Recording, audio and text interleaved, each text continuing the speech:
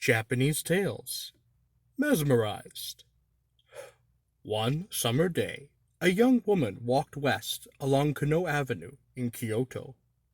On the south side of the street, apparently felt a sudden urge to relieve herself, for she squatted against the earthen wall she was passing, and did just that. Her little girl attendant paused discreetly to wait. It was fairly early in the morning, and the little girl knew her mistress must have finished. But time kept passing, and the young woman never moved. After an hour went by, the girl called to her mistress in vain. After another hour, the sun was climbing toward noon.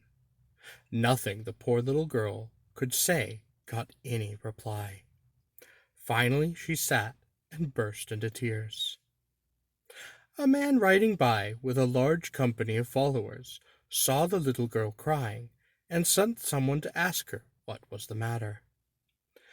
The girl told him, pointing to her mistress, who was still there with her skirts tucked up, squatted against the wall. "How long have you been here?" asked the rider himself. "Since early morning, sir," the girl sobbed. "She's been like this for hours." It certainly was quite strange. The rider then dismounted and examined the young woman's face. She was pale as death. "What is it?" he asked her. "Are you sick? Has this ever happened to you before?" The woman spoke nothing, but the girl assured him that this was the first time. The rider could see that the woman was not of the common class, which made him feel all the more sorry for her. He tried lifting her to her feet, but she was rigid and stiff. Happening to glance over at the wall, the rider noticed that just inside a hole, the head of a large snake, which was staring straight at the woman.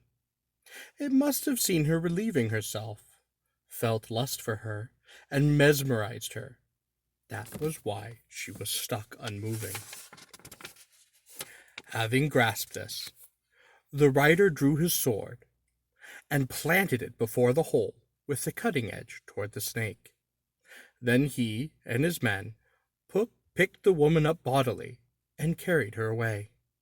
Suddenly, the snake hurled itself like a spear from the hole and cut a full foot of its length in two on the sword, and then died. What a strange and frightening creature snakes are. The man remounted his horse, while a follower retrieved his sword. Still worried about the woman, he assigned some of his men to stay with her. In a little while she was able to walk again, and with someone supporting her, just like a person who had been very, very ill.